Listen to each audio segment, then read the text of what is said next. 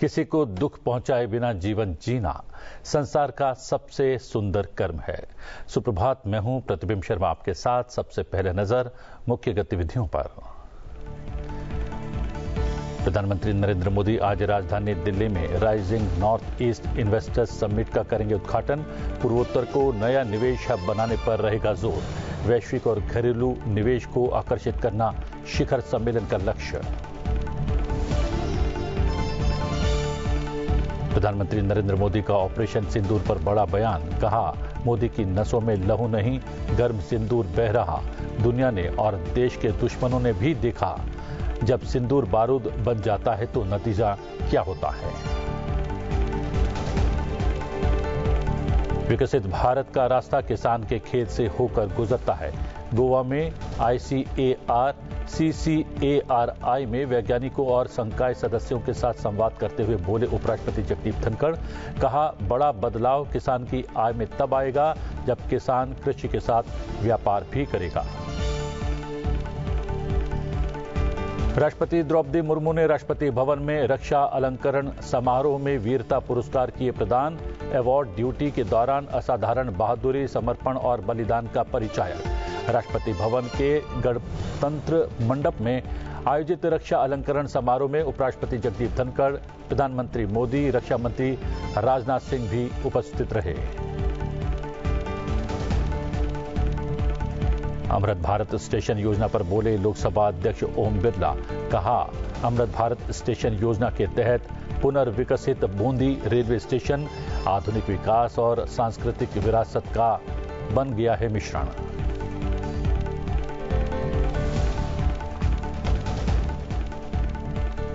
प्रधानमंत्री नरेंद्र मोदी आज सुबह लगभग 10:30 बजे नई दिल्ली के भारत मंडपम में rising north east investors summit का शुभारंभ करेंगे। पूर्वोत्तर क्षेत्र को अवसरों की भूमि के रूप में उजागर करना, वैश्विक और घरेलू निवेश को आकर्षित करना और प्रमुख हितधारकों, निवेशकों और नीति निर्माताओं को एक मंच पर लाना इस शिखर सम्मेलन का लक्ष्य है। समिट का फोकस क्षेत्र पर्यटन, कृषि, खाद्य प्रसंस्करण, वस्त्र, सूचना प्रौद्योगिकी, इंफ्रास्ट्रक्चर, ऊर्जा, मनोरंजन और खेल जगत है।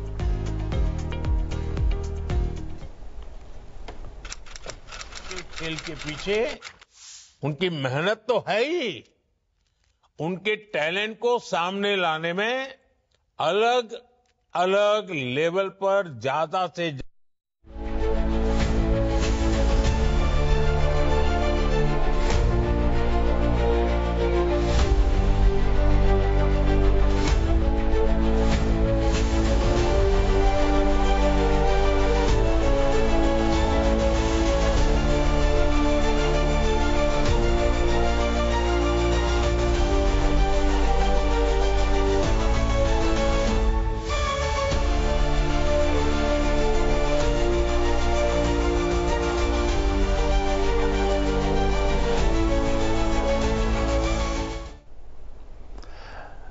अमृतकाल में अमृत भारत स्टेशन की सौगात देश को मिल रही है। ये भारतीय रेलवे के आधुनिकीकरण की दिशा में ऐतिहासिक और अभूतपूर्व कदम है। यही कारण है कि इसे भारतीय रेल इंफ्रास्ट्रक्चर के लिए एक नया युग कहा जा रहा है।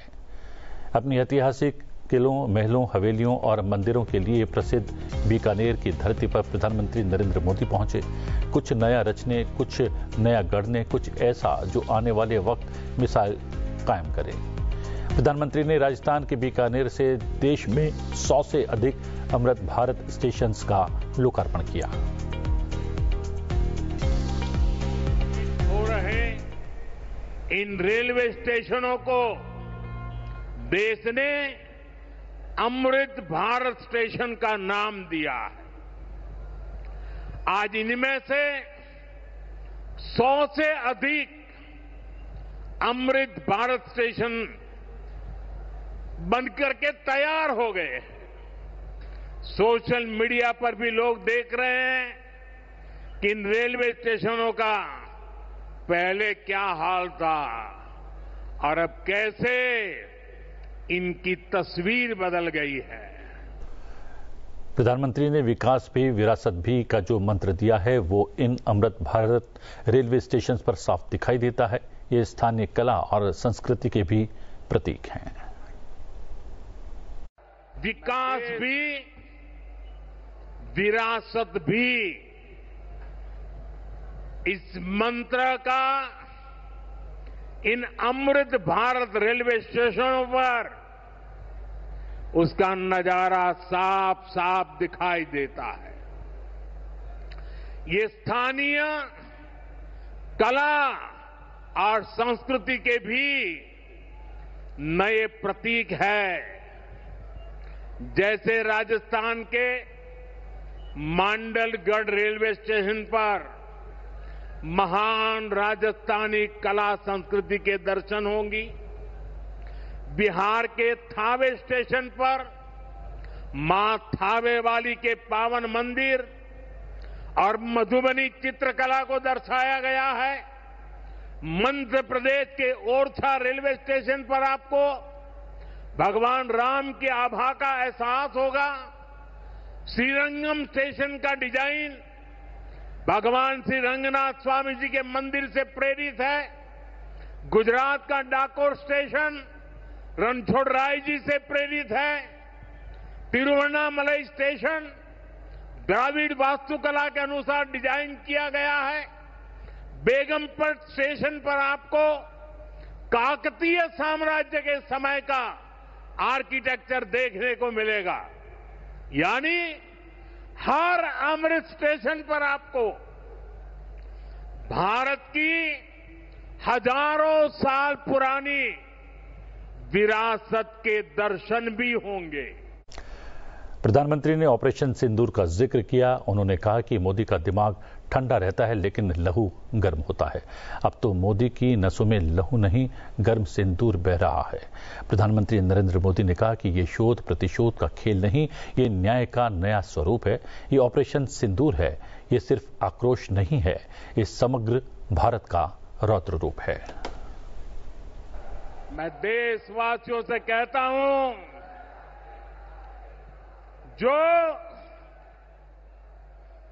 जो सिंदूर मिटाने निकले थे,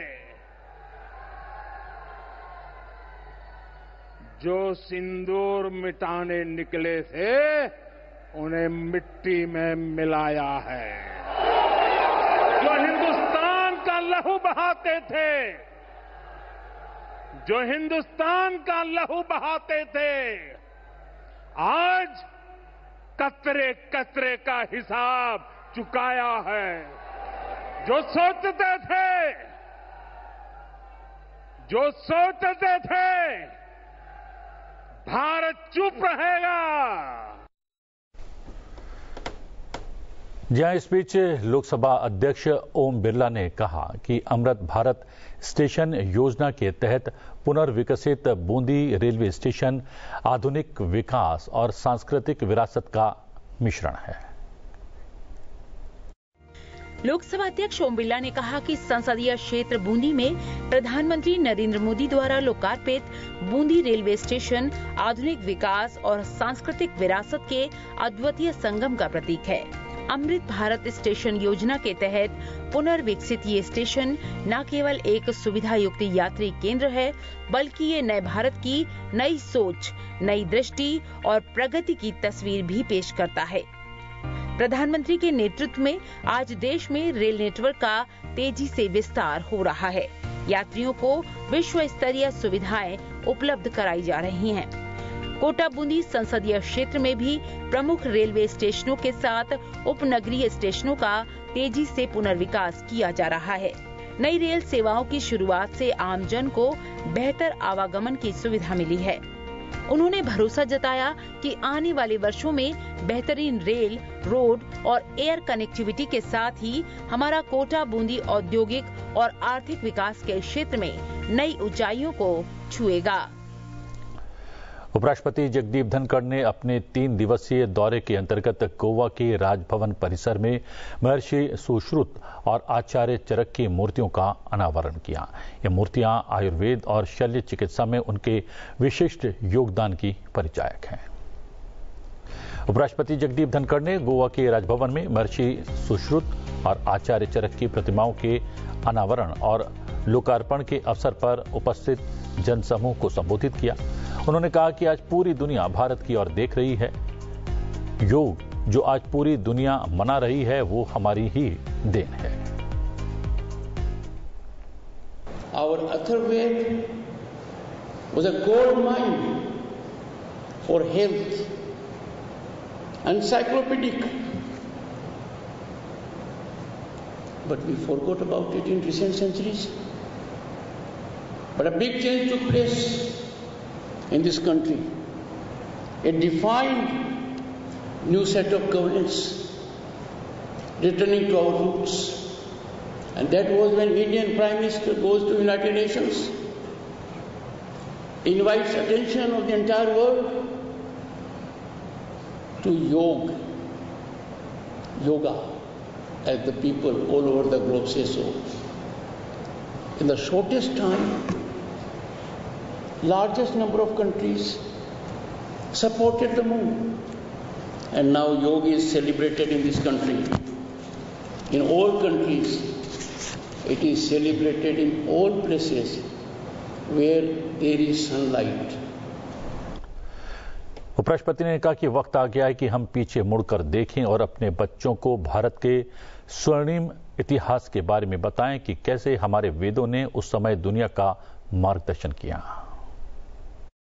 Time for us to look back in our Vedas, in our Upanishads, in our Purans, in our history, and try to tell our children from birth about our civilizational depth of knowledge.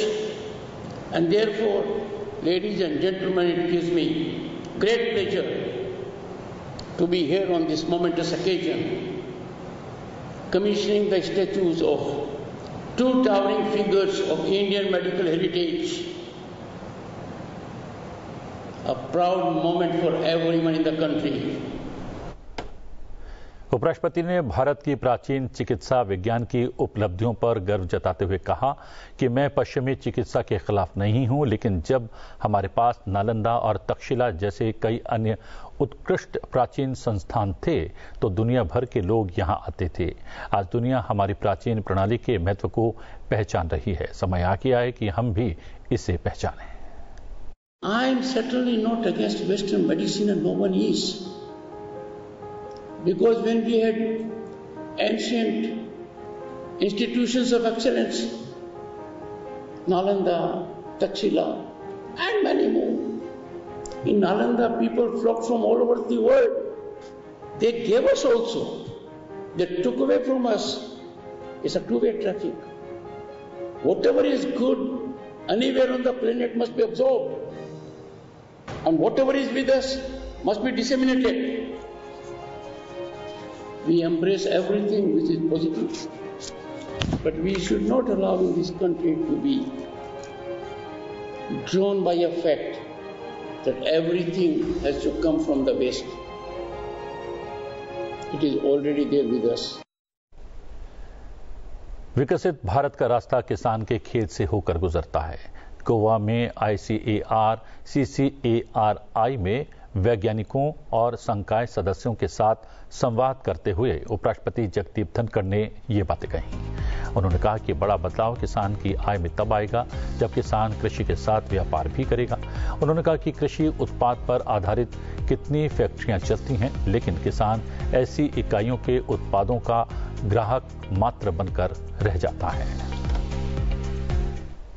विकसित भारत बनने का रास्ता किसान के खेत से निकलता है, गांव से निकलता है। और इसीलिए मैं खास आग्रह करूंगा किसान भाई और बहनों से कि आप उत्पादन तक अपने आप को सीमित मत रखें। किसान का काम उत्पादन तक रह गया है, उसके बाद किसान अपने आप को एक तरीके से अलग कर लेता है, तो वो बहुत बड़ी अर्थव्यवस्था से अपने आप को जोड़ नहीं पा रहा है। किसान को अपने उत्पाद के क्रय विक्रय में भी भागीदारी चाहिए। The farmer must involve thoroughly with marketing of agriculture produce, value addition of agriculture produce. कितने फैक्ट्रियां चलती हैं कृषि उत्पाद के आधार पर। किसान तो उनके उत्पाद का सिर्फ एक ग्राहक बन जाता है। बड़ा बदलाव किसान की आय में तब आएगा जब किसान कृषि का व्यापार भी करेगा, कृषि के अंदर जितने इनपुट आते हैं, fertiliser, insecticide and everything, implements, instruments, उनमें भी अपनी भागीदारी करें। उपराष्ट्रपति ने कहा, कृषि समुदाय से उद्यमियों को तैयार करने की आवश्यकता है। मैं उन्हें कृषि उद्यमी कहता हूं। इस देश में लाखों कृषि उद्यमी होने चाहिए। I have emphasized three things in particular. One, agroeconomy is not confined to agro production only. In all facets of agroeconomy, its production, its marketing, its value addition, the farmer must have a very high share. और आवश्यकता क्या है? Entrepreneurs from farming community. मैं उनको कहता हूं agripreneurs. This country must have by millions एग्रीप्रेन्योर्स।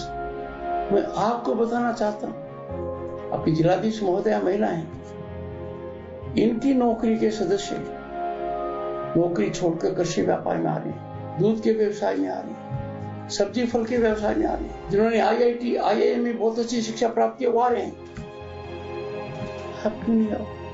आपके बच्चे क्यों नहीं आए? इन बातों के लिए तो ट्रेनिंग की आवश्यकता ही नहीं है। जन्म से हमें यह ज्ञान है।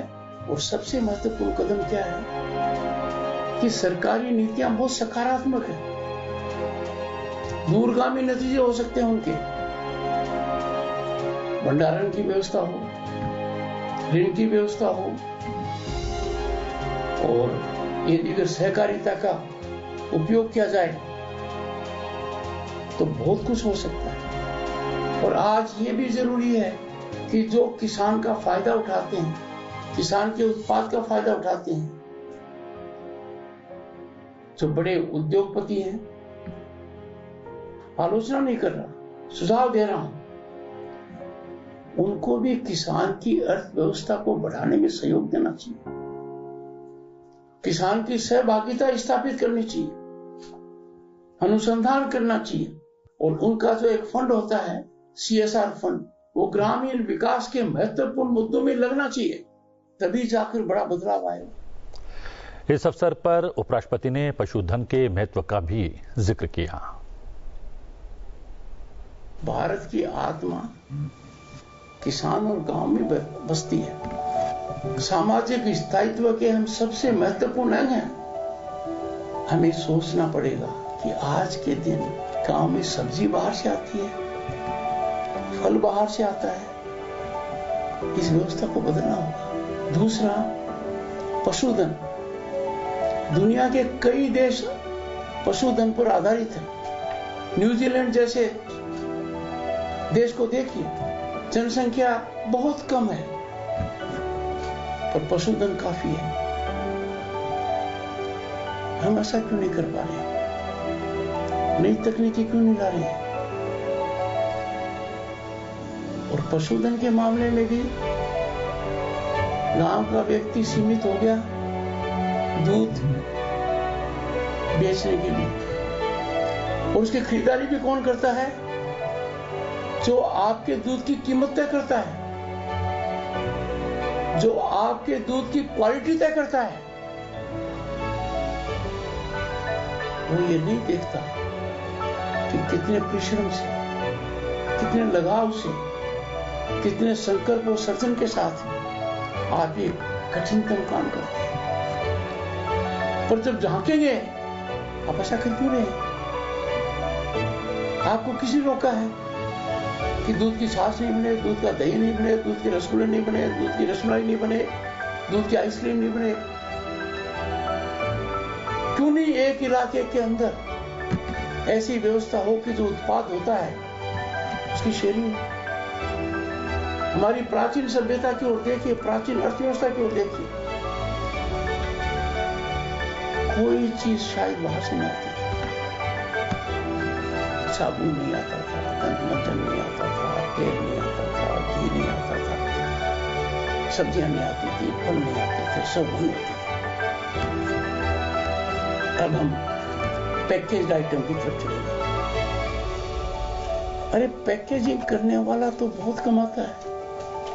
पहला तो पैकेजिंग का कमाता है, फिर खुद कीमत तय करता है। अंदर वही है जो आपके घर होती है। किसानों को मिलने वाली सब्सिडी के विषय में बोलते हुए उपराष्ट्रपति ने जोर देकर कहा कि यह सहायता सीधे किसानों को दी जानी चाहिए।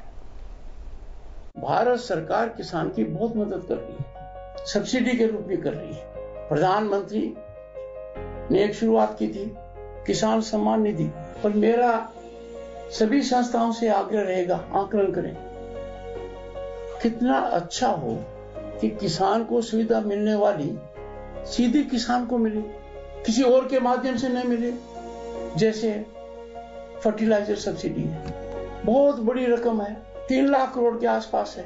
आप बैठे हो, आपको शायद महसूस ही नहीं है कि आपको इतनी मदद की जा रही है, पर यह पैसा हर किसान के पास सीधा भेजा जाए तो साल का 30-35 हजार रुपया हर किसान का हो। तो किसान को सरकारी सहायता देने का माध्यम ठीक नहीं है, सीधा किसान को देना चाहिए। इसमें संस्थाओं को आकलन करना चाहिए, तकनीकी रूप से देखना चाहिए।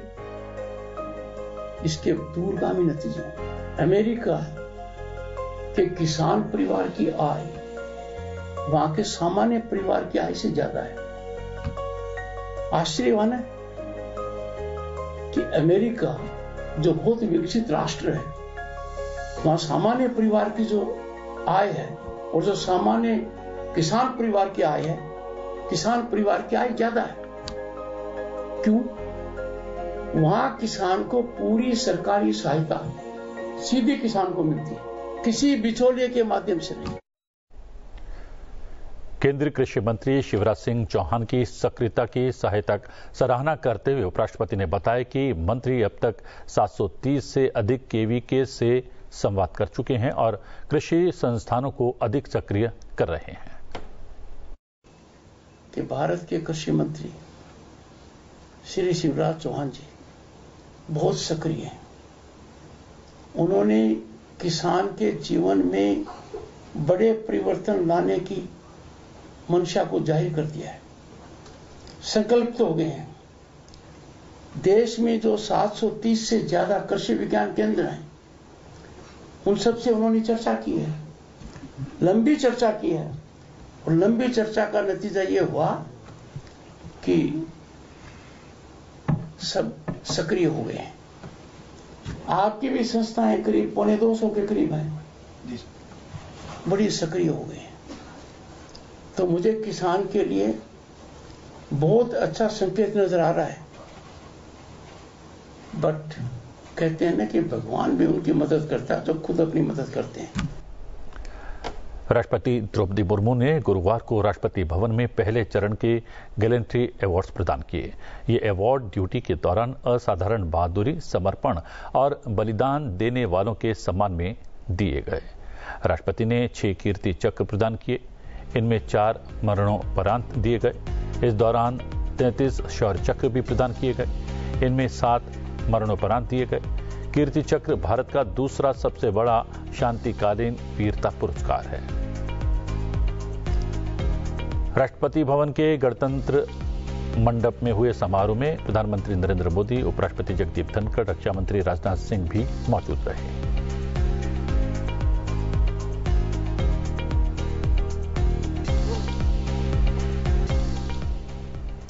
विदेश मंत्री एस जयशंकर ने कहा कि शत्रुता समाप्त करने पर भारत पाक के बीच सहमति दोनों पक्षों के बीच सीधी बातचीत के बाद बनी है।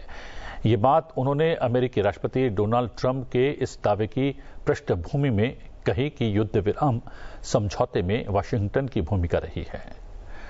विदेश मंत्री एस जयशंकर ने नीदरलैंड के प्रसारक NOS और डी वोल्कस क्रॉन को दिए गए अलग अलग साक्षात्कारों में ये बात कही। उन्होंने कहा कि यदि फिर कोई आतंकवादी हमला होता है तो भारत पाकिस्तान में आतंकवादियों पर हमला करेगा। उन्होंने कहा कि यही कारण है कि ऑपरेशन सिंदूर को अभी समाप्त नहीं किया गया है। उन्होंने कहा कि ये अभियान जारी है क्योंकि इसमें एक स्पष्ट संदेश है कि अगर 22 अप्रैल जैसी हरकतें फिर होती हैं तो इसका जवाब दिया जाएगा। हम आतंकवादियों पर हमला करेंगे। उन्होंने कहा कि अगर आतंकवादी पाकिस्तान में हैं तो हम उन पर वहीं प्रहार करेंगे जहां वो हैं। इसलिए ऑपरेशन जारी रखने में एक संदेश है, लेकिन ऑपरेशन जारी रखना एक दूसरे पर गोलीबारी करने के समान नहीं है। Which sent a message that they were ready to stop firing, and we responded accordingly. And where was the U.S. in this process? Well, the U.S. was in the United States. I mean, obviously there were U.S.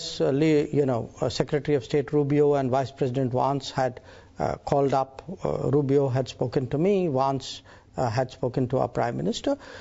They had their view, and they were talking to us, and they were talking to Pakistanis, as indeed were some other countries. Yeah. I mean, the United States was not alone in this. I think there were some countries in the Gulf. There were some others as well. Mm-hmm. That happens naturally. When two countries are engaged in a conflict, it is natural that countries in the world call up and ask and try to sort of indicate their concern and what they can do in such a situation.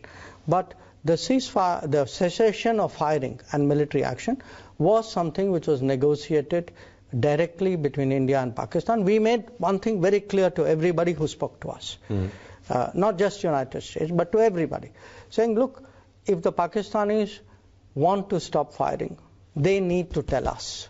We need to hear it from them. Their general has to call up our general and say this. And that is what happened. इस बीच Japan और UAE ने पहलगाम हमले के बाद आतंकवाद के खिलाफ भारत का समर्थन किया है। यूएई ने इसे वैश्विक खतरा बताया है और भारत के साथ सहयोग की पुष्टि की है। जापान ने भी भारत की आतंकवाद विरोधी नीतियों का समर्थन किया है।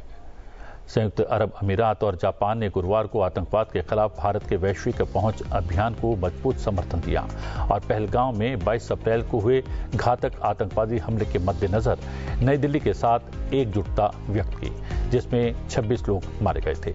यूएई ने भारत के लिए अपने अटूट समर्थन की पुष्टि की। वरिष्ठ अमीराती सांसद अली राशिद अल नूमी ने आतंकवाद को वैश्विक खतरा और पूरी मानवता के लिए बुराई कहा। अल नूमी ने ये टिप्पणी अबू धाबी में शिवसेना सांसद श्रीकांत शिंदे के नेतृत्व में एक भारतीय सर्वदलीय संसदीय प्रतिनिधि मंडल से मुलाकात के दौरान कही। इसी तरह टोक्यो में जापानी विदेश मंत्री ताकेशी इवाया ने सांसद संजय झा के नेतृत्व में एक अन्य भारतीय प्रतिनिधि मंडल से कहा कि आतंकवाद को किसी भी रूप में उचित नहीं ठहराया जा सकता और आतंकवाद से लड़ने में भारत और वैश्विक समुदाय के साथ जापान की एकजुटता है। The stand of UAE is very much clear. Is zero tolerance against terrorism.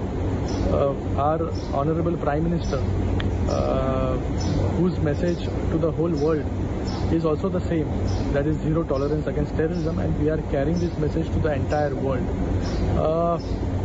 All these years, India has been suffering from cross-border terrorism and also the organizations which are proliferating in Pakistan, who are spreading these terrorist activities across India. So all these minute details we are sharing with the entire world. विश्व पर्यावरण दिवस 2025 से पहले भारत सरकार ने एक राष्ट्र एक मिशन प्लास्टिक प्रदूषण समाप्त करें अभियान शुरुआत की है। इस पहल का उद्देश्य टिकाऊ जीवन पद्धतियों को बढ़ावा देना और एकल उपयोग वाले प्लास्टिक पर राष्ट्रव्यापी प्रतिबंध को सुदृढ़ करना है, जो पर्यावरण संरक्षण के प्रति भारत की प्रतिबद्धता को रेखांकित करता है। चलते चलते आपको छोड़े जाते हैं इसी मुहिम से जुड़े एक विशेष वीडियो के साथ। आप ये वीडियो देखें। मुझे दीजिए आज्ञा। बने रहिए सनसेट टीवी के साथ। नमस्कार। Plastic waste is everywhere. In our rivers, our oceans, our cities, even in the air we breathe. But change begins with a choice. This World Environment Day 2025, the world unites to make that choice. To end plastic pollution, under the visionary leadership of Prime Minister Narendra Modi, India with Mission Life, Lifestyle for Environment, has given a global call to shift from mindless consumption to mindful and deliberate utilization of resources. Starting from 22nd May, the Ministry of Environment, Forest and Climate Change is launching a mass mobilization campaign in the run-up to World Environment Day. a movement of millions to rethink, refuse, and reduce plastic pollution. The mission is clear: awareness and advocacy regarding plastic pollution, reduced use and generation of single-use plastic, promote and use alternatives to single-use plastic, promotion of responsible waste management, including segregation and recycling. Across India, people will come together. Beach cleanups, school rallies, art from waste, single-use plastic-free zones, RRR centers, EPR recycling centers, marine litter recycling, and every step, every action, every change you make to reduce plastic pollution, upload on the Meri Life portal. Visit merylife.nic.in. Learn simple ways to reduce plastic pollution. Upload your actions and videos. Be part of a global movement to reduce plastic pollution. Because this planet doesn't need more plastic pollution. It needs more people who care. World Environment Day 2025. One nation, one mission. End plastic pollution.